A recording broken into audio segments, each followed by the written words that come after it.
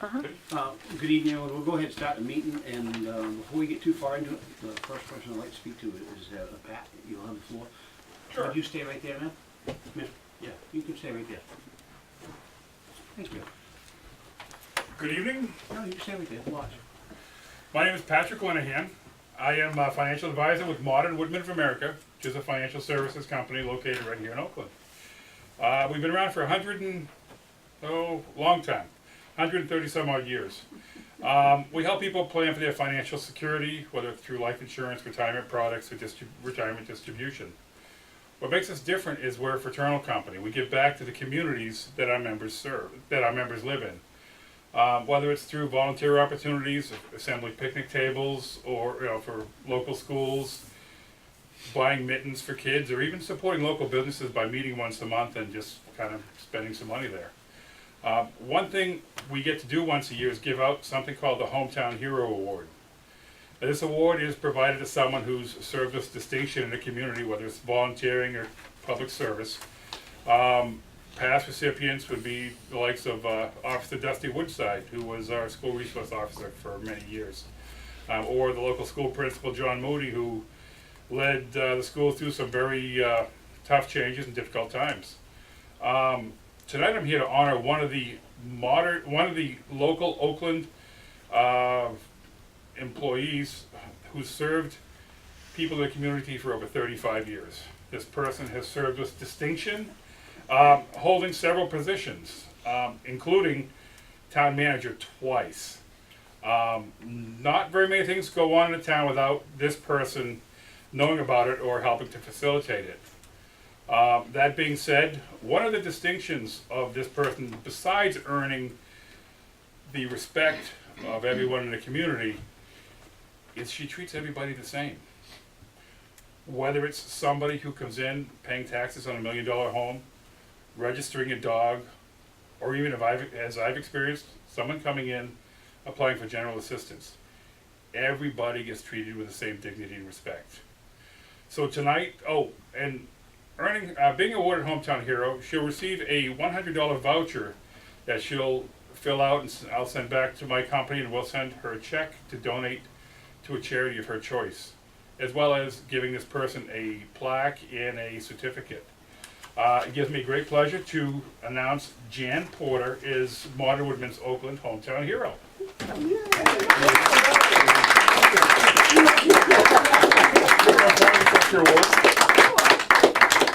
Now, Jan was one of the first people I met in the town of Oakland when I first moved here, and was my oldest daughter's first friend at daycare. So this is kind of a special privilege. Jan's plaque reads as follows: Modern Woodmen Fraternal Financial. Modern Woodmen of America recognizes Janice Jan E. Porter. You believe in volunteer service, and so do we. As a fraternal financial services organization dedicated to improving the quality of life for families and communities, we recognize your accomplishments and appreciate your contribution to your community. You are truly a hometown hero. Presented by Patrick Linehan, Chapter 10172, Oakland, Maine, November 18th, 2015. Thank you. Jan, Very congratulations. Nice. Thank you. And if you'll look at Stacy just for a moment. Thank you. You're welcome. It's a surprise. You get Yes. No. This is your certificate, and when you get this filled out, give Yeah, it back to me, and I will get I taken will care do of. that. Thank you so much. Congratulations. Okay. Thank you very much. Thanks. Thank you, Pat. I yield back the remainder of my time.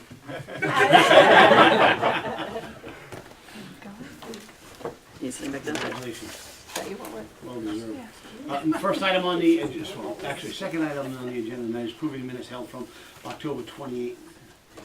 I make a motion, we approve the October 28 minutes. Move second, all in favor? Good. Town audit presentation. Well, You actually, want to do that, or you want to go right into Bob Knowlton? Let's go to Bob. Take care of both. Okay. I've even got handouts.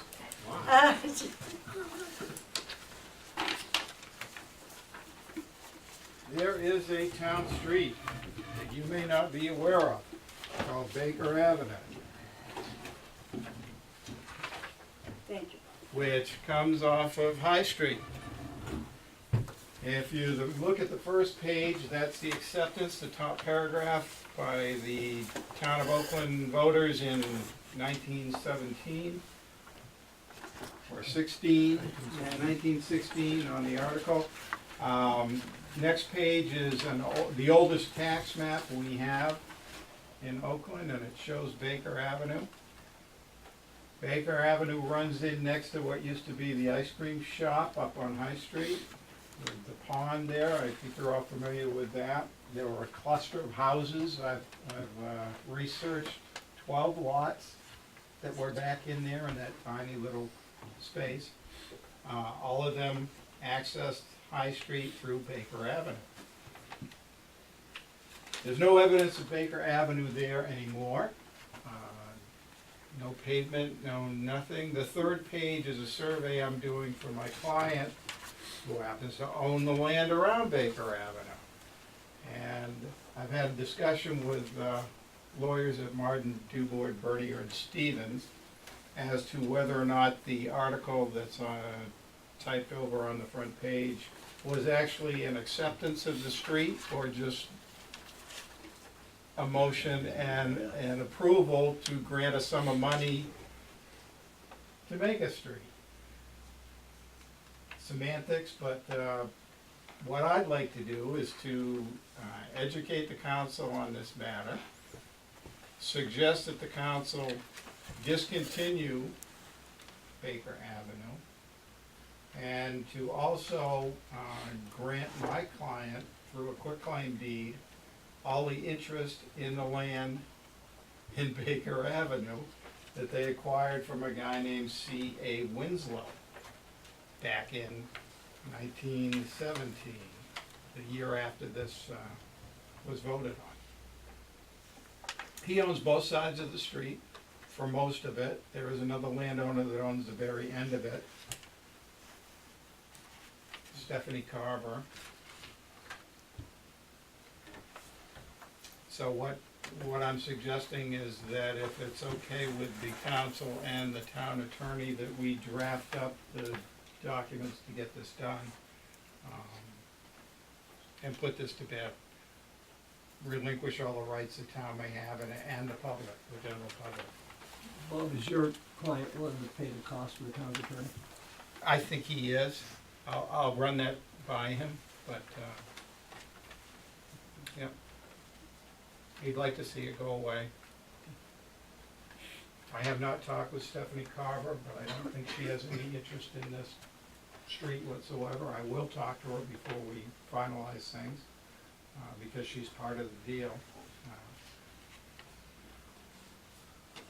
It popped its head up doing the research. It's crazy, isn't it? Yeah, and I never knew about it. The only person I've talked to that actually did know about it was Chan, and only because you had an acquaintance who lived back in there. There were no cellar holes anymore. There's no evidence that this little community was there. But it was a little neighborhood back in the early 1900s. Bob, isn't there still the requirement though that the council will have to call the order and Yes. some, yeah. Yeah, but I want to bring you up to snuff, and then if it's, you know, your prerogative, then I'll work this out with Gary, and hopefully at the next meeting we have everything in order so you can just vote it, sign Stephanie it. will keep her land but gain 16 feet or so of whatever the road was. Well, actually, because there's an argument it's been abandoned, so she, you know, could claim that she owns it, but what we're trying to really squash are the public rights. If this was an accepted road by the town, then the public has rights over it to pass or repass. And the biggie is that because of the abandonment, well, okay, you know, there's 16 and a half feet of property in there that is owned by somebody. Hasn't been used by the town in God knows how long, but, yeah. So she owns either side of that 16 feet. So then she'll own to the middle, you know, when this is done, and so will my client. I'd make a motion, we accept the idea and have Gary proceed with the proper way to go about doing this? Motion's been made, we have a hand raised. Yes. I was just gonna second, Oh. sorry. Do deeds have to be withdrawn for the two landowners to, And it can be done with a quitclaim deed.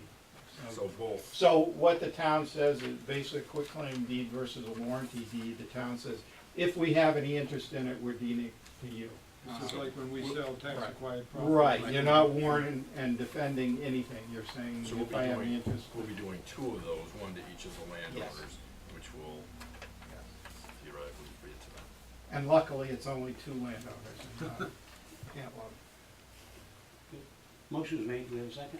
Mark seconds, all in favor? Thank you. The second item I have, and this is even quicker, but more equally as bizarre. On the corner of Old Waterville Road and KMD, Horace Pullen's property. The estate has asked me to see if the council would like, or would be positive to contacting MDOT and see if they're willing to give up and sell a portion of that intersection. Now, what's shown on the little sketch you have, the hatched area at the point of the triangle is actually in MDOT's right-of-way for Kennedy Memorial Drive. The dark line on the inside of the property is the actual property line right now. So what our client's suggesting, yes, this is the property, well, let me put up so right here. This is the property line as it exists right now. There's 100 and something feet of land in here that MDOT's not doing anything with. My client is interested in a commercial development there. That land would be beneficial to him, be beneficial to the town to be able to tax him on it. He can't do it without acquiring that little extra bit of land. And he doesn't think that Maine Department of Transportation will be willing to give it up just because he wants it. But if the council is convinced that that's a good idea for Oakland and would be willing to sign or write a letter to MDOT stating such, then I'd like to know your feeling on it so we can proceed or not proceed in that direction. Is the dotted line the end, the edge of the paved area? That's the paved area, yes. Okay. Yep, the dotted line is the edge of the pavement. Now, my understanding is, Maine Department of Transportation paid $52 for this piece of property Yes, in they did. 1962. Yes, they did. And actually, they paid $52 for that piece, and I think it was $75 for everything running up KMD that Forest pulling on. And the property is well out of the right of way. It has no value to Maine Department of Transportation. That's our argument, yes. Right. Yeah.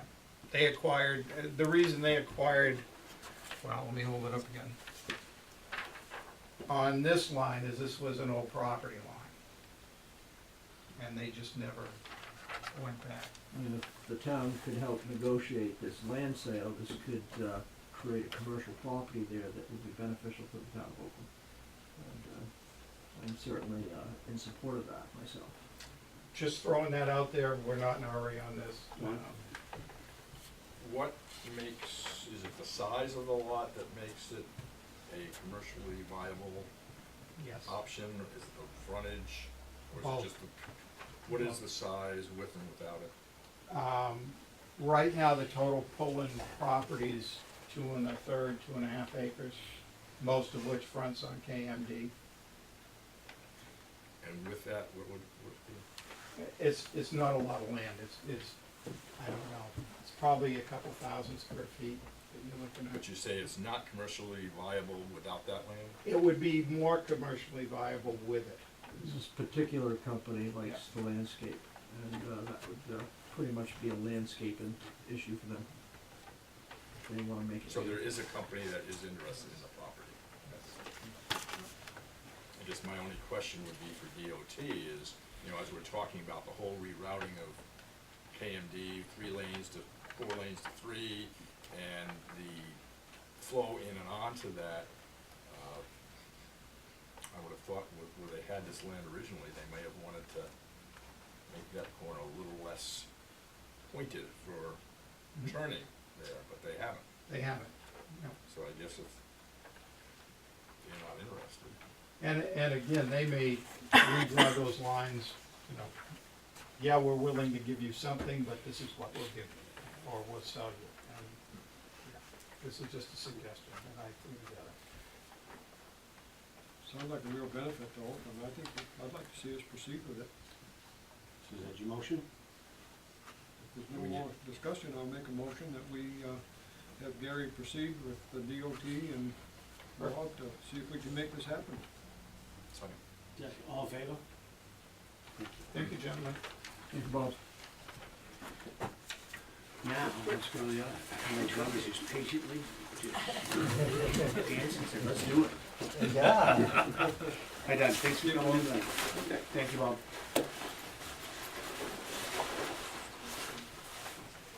I think you all, you gentlemen remember Mindy Sear from, past years, our auditor, so she's here to.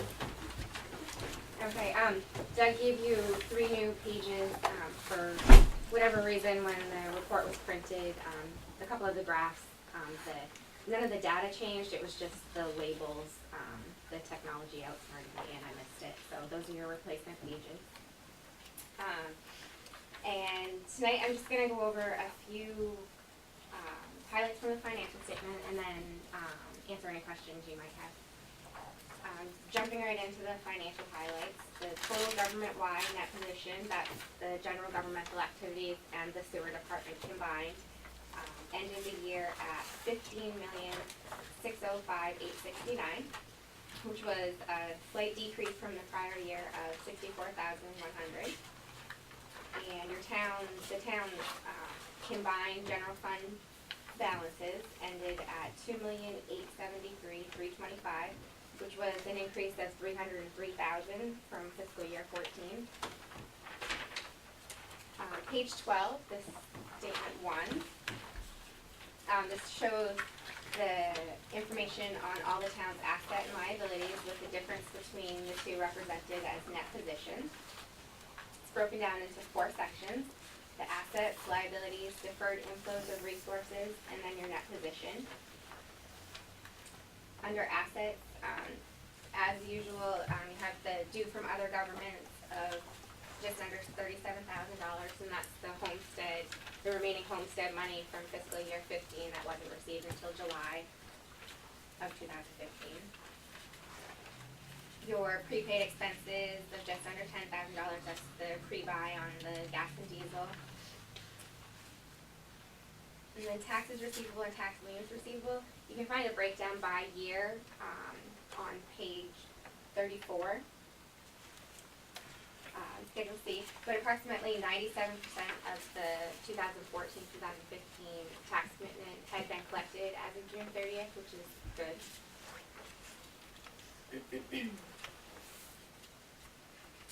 Under non-current assets, that would be the capital assets net of accumulated depreciation for the general governmental activities, $6,075,702, and the business type, which is your sewer department, $8,685,595. New assets purchased this year was $179,500, which includes some paving, a police cruiser, and a zero-turn lawnmower. For the activity breakdown on the capital assets, see page 28. Then under current liabilities, other accrued expenses, that $7,000 includes road opening permits, gazebo project funds, and then other accrued miscellaneous payroll deductions. Down under non-current liabilities, the general fund has had no long-term debt as of June 30th.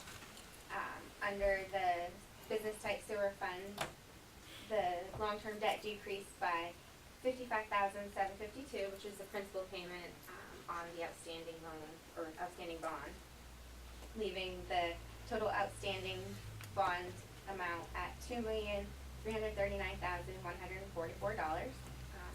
To be paid off in, I think, 2041. maybe, 2040 maybe. I believe, I think you're right. Okay. Deferred inflows of resources. This is kind of a new one. It started last year. This is the acquisition of assets in one period that are applicable to future periods. In the town's case, it's property taxes for the fiscal year 16 commitment received in fiscal year 15. And that was just over $28,000 this year. So with your assets and you subtract out your liabilities and your deferred inflows of resources, that gives you the net position for the general governmental activities of $9.1 million and the business type activities of $6.5 million. Statement 2, statement of activities. You'll notice at the bottom there, that's page 13.